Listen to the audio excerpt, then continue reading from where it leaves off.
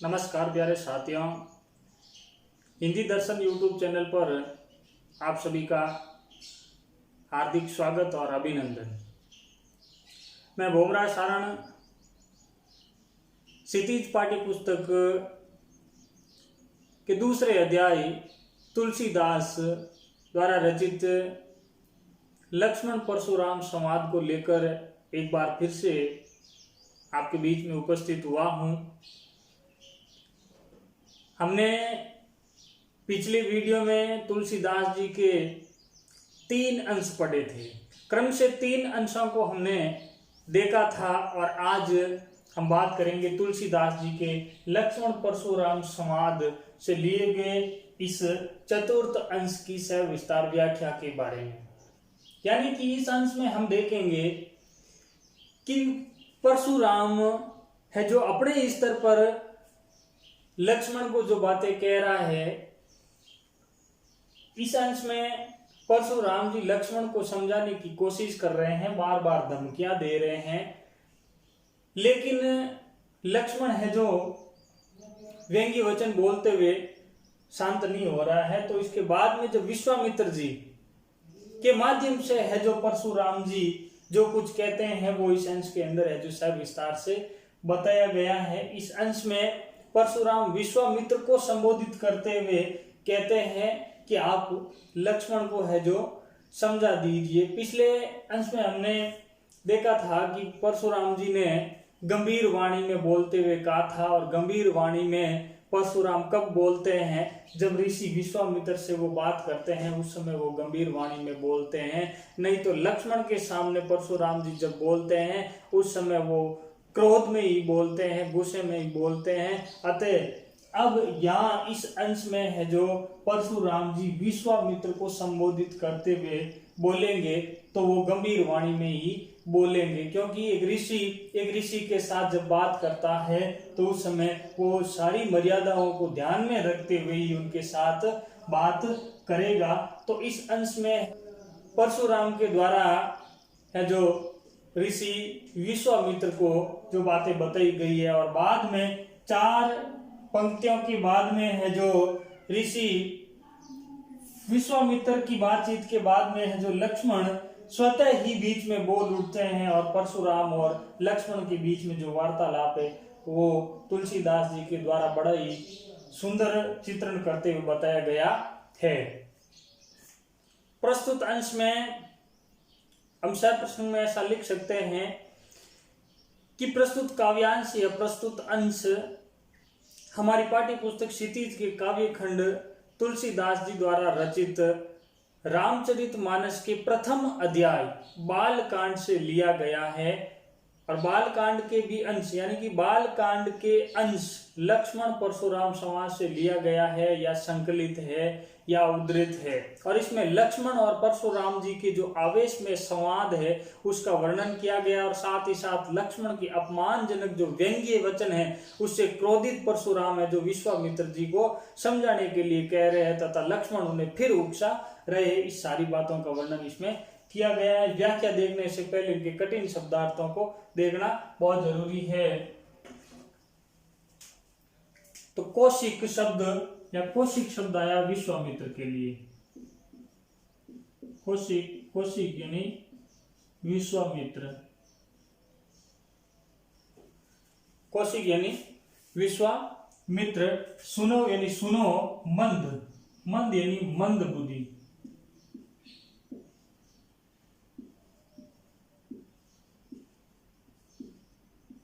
मंद बुद्धि या बुद्धिहीन।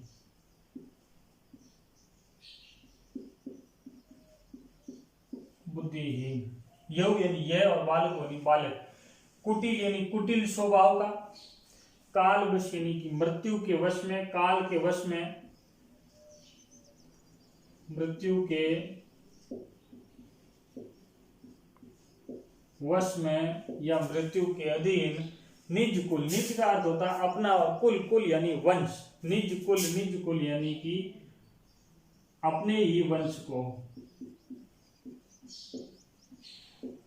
अपने ही वंश को। और गालकु का अर्थ है नष्ट करने वाला, या विनाशक या मिटाने वाला। गालकू गालकू यानी नष्ट करने वाला, नष्ट करने वाला।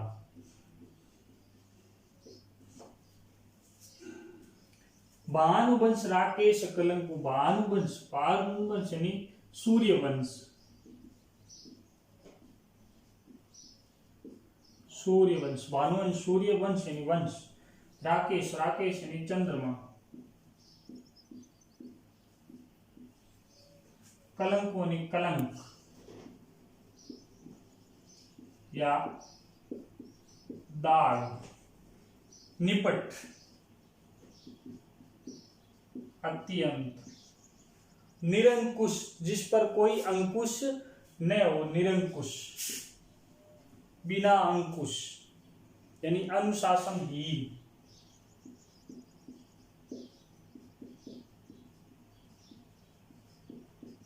अनुशासनहीन, निर्धन अंकुश, निरंकुश यानी कि निर्धन अंकुश,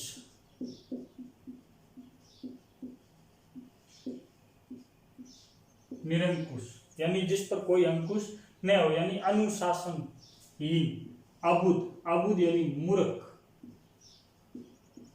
अज्ञानी,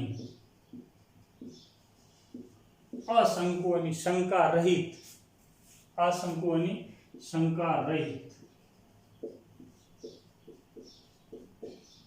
शंका रहित। तो पहले हम इसके पूरे कठिन शब्दार्थ देख लेते हैं और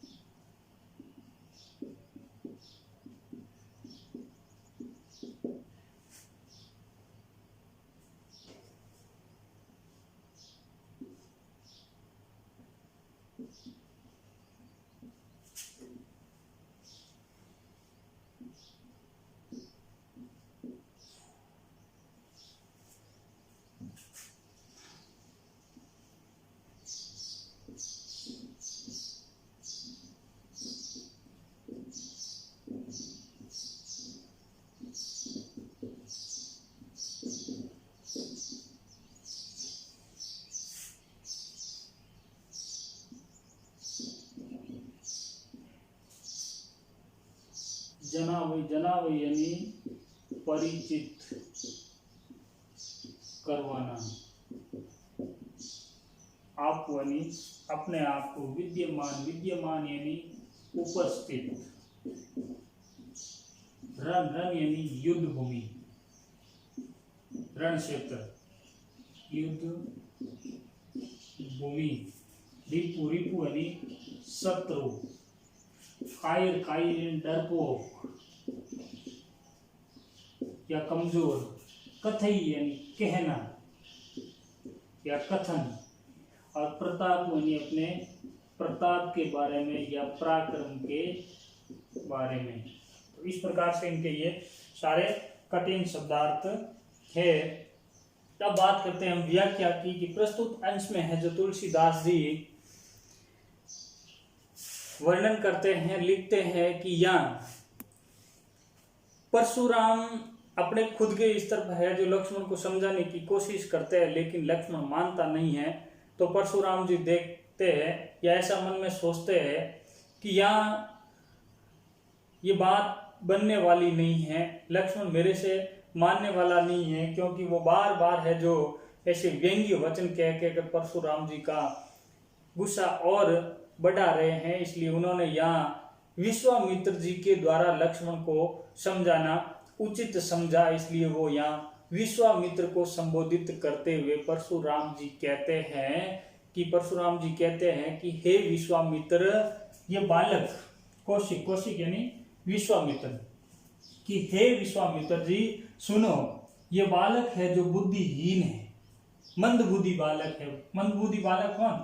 बालक शब्द आया है लक्ष्मण के लिए, और यहू, यहू शब्द आया है यानी ये बालक, ये बालक यानी लक्ष्मण, और मंद, मंद यानी बुद्धिहीन, और सुनो यानी सुनो, और कौशिक यानी विश्वामित्र। तो यहाँ परशुराम जी विश्वामित्र को संबोधित करते हुए कहते हैं कि सुनो विश्वामित्र, ये बालक है जो बुद्धिहीन है, कम बुद्धि का है और कुटिल है, और इसका स्वभाव कैसा, कुटिल स्वभाव का है, और ये मृत्यु के वश में है, मृत्यु इसके निकट है, मृत्यु इसके सामने खड़ी है, क्योंकि बार बार परशुराम जी है जो फरसा तान रहे हैं, उसे मारने की धमकियां दे रहे हैं, इसलिए ये मृत्यु के निकट खड़ा है।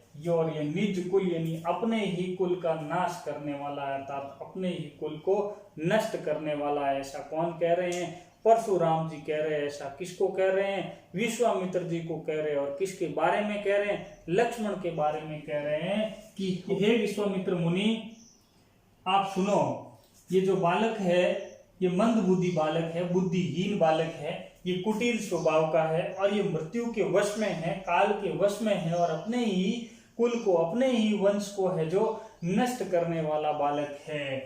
भानुवंश राकेश कलंकु, भानुवंश यानी सूर्य वंश का, राकेश यानी चंद्रमा, कलंकु यानी कलंक, दाग है। ये क्या कह रहे हैं आगे परशुराम जी, आगे विश्वामित्र जी को कह रहा है कि ये बालक जो ये लड़का है, अर्थात ये जो लक्ष्मण है, ये भानुवंश अर्थात ये सूर्य वंश के चंद्रमा पर कलंक के समान है। सूर्य वंश के चंद्रमा पर क्या है, कलंक है, यानी कि यहाँ पर है जो सूर्य वंश के चंद्रमा पर कलंक के समान बताया गया है। किसको, लक्ष्मण को। तो यहाँ अलंकार हो जाएगा रूपक अलंकार, उपयुक्त पंक्ति में रूपक अलंकार का प्रयोग हुआ है, रूपक अलंकार, क्योंकि यह भानुवंश यानी सूर्य वंश के चंद्रमा, सूर्य वंश रूपी चंद्रमा पर यह जो कलंक के समान बताया गया। और आगे वो कहता है कि निपट यानी कि अत्यंत निरंकुश, अनुशासनहीन है, इस पर किसी प्रकार का कोई अंकुश नहीं है, मूर्ख है, अज्ञानी है, शंका रहित है। ये बालक शंका रहित यानी कि पूरा पूरा यहाँ लक्ष्मण के बारे में परशुराम जी ने विश्वामित्र जी को कहा है कि हे विश्वामित्र जी सुनो, ये बालक है जो बुद्धिहीन है, मंद बुद्धि का है, ये कुटिल स्वभाव का है, काल के वश में है, और अपने ही वंश का है जो नाश करने वाला है, विनाशक है, बड़ा ही घातक बालक है। और ये भानुवंश यानी सूर्य वंश रूपी चंद्रमा पर एक कलंक के समान है, तथा अत्यंत निरंकुश अर्थात अनुशासनहीन, अबुद्ध, मूर्ख, अज्ञानी और असंकु अर्थात शंका रहित बालक है। ये सूर्यवंशी होते हुए भी चंद्रमा के कलंक के समान बताया गया। अत्यंत उदंड कह सकते हैं, निरंकुश, निरंकुश उदंड, मूर्ख, अज्ञानी और निडर बालक है, अर्थात ये शंकाहीन बालक है। आगे कहते हैं परशुराम जी विश्वामित्र जी से, यहाँ तुलसीदास जी वर्णन करते हैं कि काल कवलु होई छन माई, और अगर ये नहीं माना मेरी सारी बातें तो काल कवलु यानी मृत्यु का ग्रास, हो यानी होना, क्षण माई यानी क्षण भर में, और क्षण भर में ये क्या हो जाएगा, अभी ये क्षण भर में ही है जो काल का ग्रास बन जाए, अर्थात ये क्षण भर में ही है जो अभी मृत्यु को प्राप्त हो जाएगा। कहूं पुकारी खोरी मोरी नाई, और आगे परशुराम जी कहते हैं कहूं यानी कह रहा हूं, पुकारी यानी पुकार कर, खोरी खोरी करते दोष, मोई यानी मुझे, नहीं यानी नहीं, और बाद में मुझे किसी प्रकार का दोष मत देना, क्योंकि मैं आपको ये पुकार कर कह रहा हूँ, बार बार आपको मैं पुकार करके कह रहा हूँ कि ये बालक है जो मंदबुद्धि बालक है, कुटिल स्वभाव का है, ये मृत्यु के वश में है, ये अपने ही कुल का नाश करने वाला है, घातक बालक है, तथा ये सूर्य वंश रूपी चंद्रमा पर एक कलंक के समान है, अत्यंत निरंकुश है, उदंड है, मूर्ख है, अज्ञानी है, शंका रहित बालक है, इसलिए है जो काल कवलु होने वाला, अर्थात ये मृत्यु का ग्रास बनने ही वाला, यानी क्षण भर में ही ये मृत्यु का ग्रास बन जाएगा। इसलिए मैं पुकार कर, हे विश्वामित्र, मैं आपको बार बार पुकार कर कह रहा हूं, बाद में मुझे दोष मत देना, क्योंकि मैं पुकार कर कह देता हूं कि फिर मुझे कोई दोष मत देना। और आगे कहते हैं कि तुम यानी तुम, या तुम शब्द आया है विश्वामित्र के लिए। परशुराम जी कहते हैं तुम हटकव यानी रोक लो, इस हटीले बालक को रोक लो, हटकव यानी रोक लो, जो यानी यदि, चौ यानी चाहते हो, उबारा यानी बचाना, और यदि तुम इसे बचाना चाहते हो, यानी कि ये तो सर्वर में काल का ग्रास हो जाएगा, ये माँ बार बार पुकार करके कह रहा हूं कि मुझे किसी प्रकार का दोष मत देना, लेकिन हे मुनि, हे ऋषि विश्वामित्र जी, अगर आप इनकी रक्षा करना चाहते हो, आप इसे बचाना चाहते हो, इसे आप बचाना चाहते हो, तो इसे रोक लो। यानी कि इस प्रकार के व्यंग्य वचन बोलते हुए इसे रोक लो, इसे मना कर दो। इसकी रक्षा करने चाहते हो तो क्या कही प्रताप बल रोसु हमारा, और आगे कहते हैं कही यानी कह कर, प्रताप प्रताप यानी पराक्रम के बारे में, मेरी वीरता के बारे में, बल के बारे में, रोष रोष यानी क्रोध गुस्से के बारे में, यानी कि मेरे वीरता के बारे में, मेरे प्रताप के बारे में, मेरे गुस्से के बारे में है, बल के बारे में बताकर आप इसे है जो रोक लो। यानी कि ये तो क्षण भर में ही है जो काल कवली तो होने वाला है, इसलिए अगर आप इनकी रक्षा करना चाहते हो, इसे बचाना चाहते हो, तो इसे हमारे प्रताप के बारे में, बल के बारे में, क्रोध के बारे में बतलाकर है जो इसे रोक लो।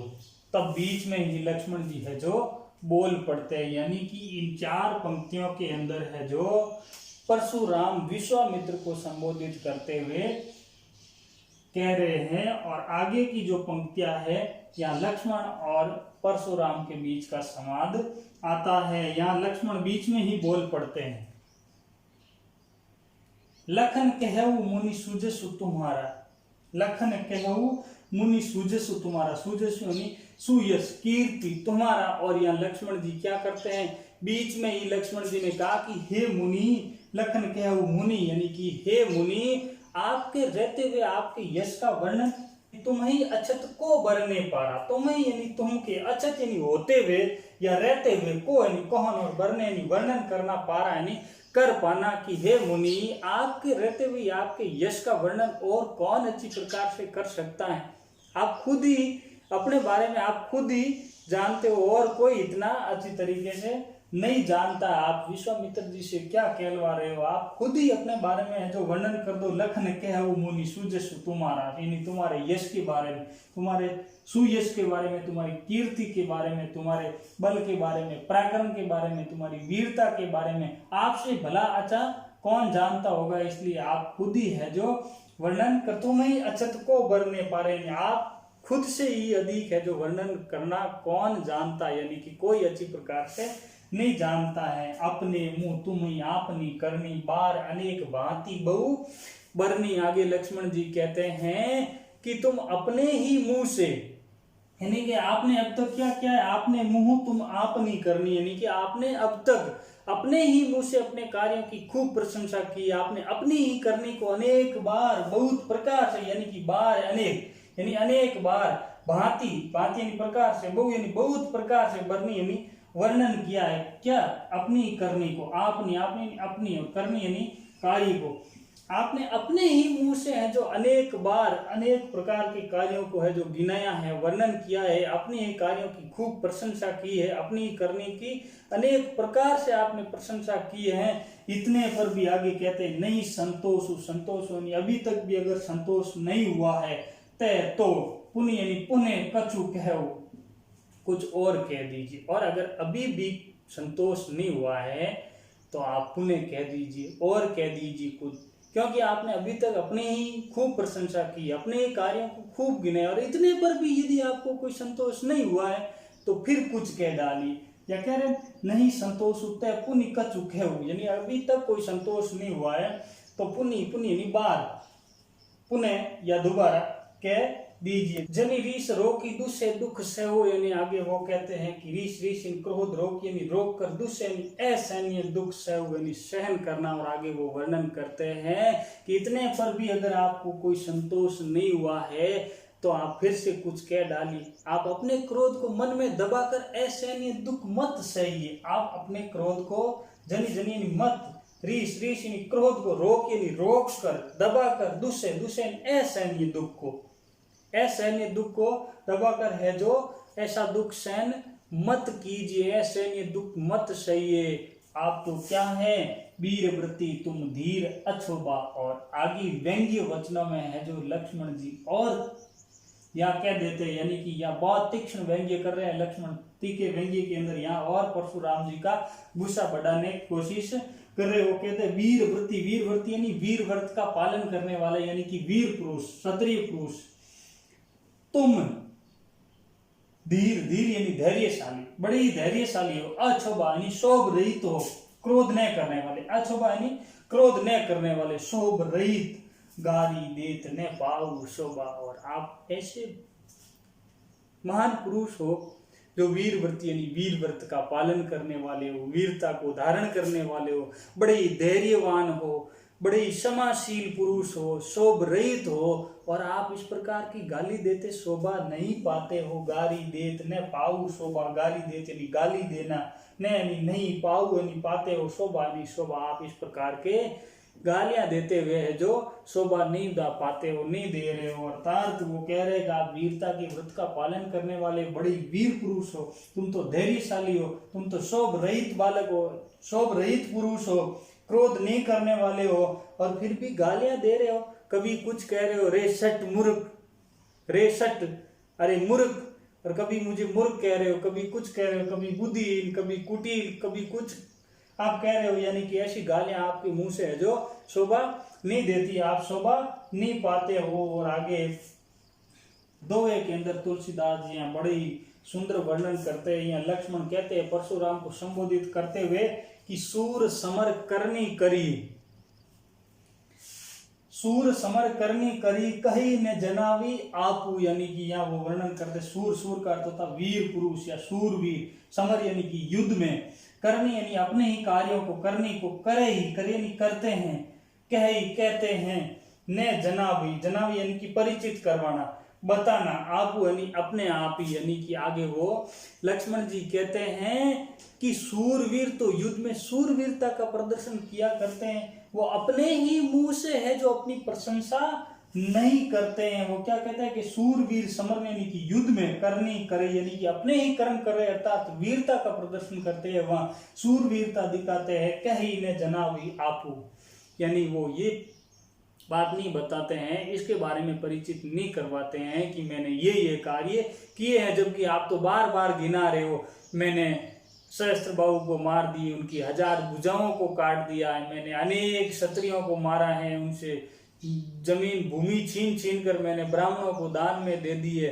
आप तो पूरी कतनी यानी कि अपने मुंह से ही अपनी प्रशंसा कर रहे हो, कोरी बातें ही कह रहे हो। यानी कि सूरवीर व्यक्ति होता है वो बातें नहीं करते हैं, वो अपनी वीरता का प्रदर्शन करते हैं, वो सूरवीरता का प्रदर्शन करते हैं। ऐसे प्रश्न पूछा जाता है परीक्षा के अंदर कि सूरवीर की क्या विशेषता बताई लक्ष्मण ने या तुलसीदास जी ने, या सूरवीर व्यक्ति की क्या विशेषता बताई है। तो सूरवीर है जो युद्ध में सूरवीरता का प्रदर्शन करते हैं, वो केवल अपने मुंह से अपनी प्रशंसा नहीं करते। और आगे अंतिम पंक्ति में कहा, विद्यमान रन पाए रिपु कायर कथई प्रतापु। विद्यमान, विद्यमान यानी उपस्थित, रन, रन यानी युद्ध भूमि में, पाए यानी पाकर, रिपु यानी शत्रु। यानी कि जो वीर पुरुष होते हैं, जो वीर पुरुष होते हैं वो तो अपने युद्ध भूमि के अंदर, वो तो युद्ध भूमि के अंदर है, जो अगर शत्रु सामने आ जाता है तो उसके सामने है जो वीरता का प्रदर्शन करते हैं। लेकिन कायर कथई प्रताप, यानी कि कायर है जो अपने प्रताप के बारे में, कोरी वीरता की जो डींगे हाँका करते हैं। विद्यमान रन पाए रिपु, यानी कि कायर कथई प्रताप। आगे वो लक्ष्मण जी कह रहे हैं कि कायर लोग युद्ध क्षेत्र में शत्रु को सामने लेकर या उपस्थित देकर है जो अपनी वीरता की डींगे हाँका करते। कतई यानी कहना, और प्रताप ने अपने प्रताप के बारे में, अपने पराक्रम के बारे में, अपनी वीरता के बारे में। विद्यमान रन पाए रिपु, और अगर क्षत्रिय पुरुष होता है, वीर पुरुष होता है, सूरवीर होता है, वो तो उसके सामने वीरता का प्रदर्शन करते हैं। लेकिन जो कायर पुरुष होते हैं, डरपोक होते हैं, वो लोग कथई यानी केवल कहते हैं, किसके बारे में, अपने प्रताप के बारे में है, जो केवल डींगे ही हका करते हैं। तो इस प्रकार से है जो इस दोहे के साथ ही लक्ष्मण परशुराम संवाद के इस चतुर्थ अंश की जो व्याख्या है वो पूर्ण होती है। चतुर्थ अंश की व्याख्या पूर्ण हो जाने के बाद में अगर विशेष बिंदु की बात करें तो इसमें अलंकार की दृष्टि से देखें तो अनुप्रास अलंकार का सुंदर प्रयोग हुआ है, रूपक अलंकार इसमें आया है, और साथ ही साथ प्रस्तुत पद की भाषा सरल, सहज, प्रभावपूर्ण, आसानी से समझ में आने वाली है। तुलसीदास जी राम भक्त कवि है, या हम ऐसा कह सकते हैं कि भक्ति काल की राम भक्त काव्य धारा की जो सगुण धारा के कवि है, और पूरे प्रसंग में हम बात करें तो, या इस अंश में बात करें तो व्यंग्यात्मक शैली है, उपहास पूर्ण शैली है, क्योंकि यहाँ लक्ष्मण है जो बार बार परशुराम जी का उपहास कर रहे हैं। काव्यांश की भाषा साहित्यिक अवधि है और परशुराम जी को व्यर्थ ही क्रोध करने वाला तथा अपनी खुद की प्रशंसा करने वाला, यानी कि इसमें ये बात एक महत्वपूर्ण आई है कि परशुराम है जो व्यर्थ में ही क्रोध कर रहे हैं, बेकार बिना फालतू ही व्यर्थ में ही क्रोध कर रहे हैं, और साथ ही साथ आत्म प्रशंसा करने वाला बताया गया, यानी अपने स्वयं की प्रशंसा करने वाला बताया गया है। और लक्ष्मण के वचन है वो भी तीखे व्यंग्य के अंदर है जो यहाँ कहे गए, और बाकी दोहा और चौपाई छंद का प्रयोग हुआ है। और रस की बात करें तो इसमें वीर रस और रौद्र रस का सफल प्रयोग हुआ है। और अलंकार की दृष्टि से रूपक अलंकार है, उपमा अलंकार है, अनुप्रास अलंकार है, आदि अलंकारों का ही बड़ा ही सुंदर ढंग से है जो इस अंश में वर्णन किया गया है। इस प्रकार से तुलसीदास जी के इस लक्ष्मण परशुराम संवाद के अंश का हमने चतुर्थ अंश आज व्याख्या में देखा, और इसके बाकी के 2 अंश बचे हुए हैं उसको अगले वीडियो में देखने की कोशिश करेंगे। तब तक के लिए धन्यवाद।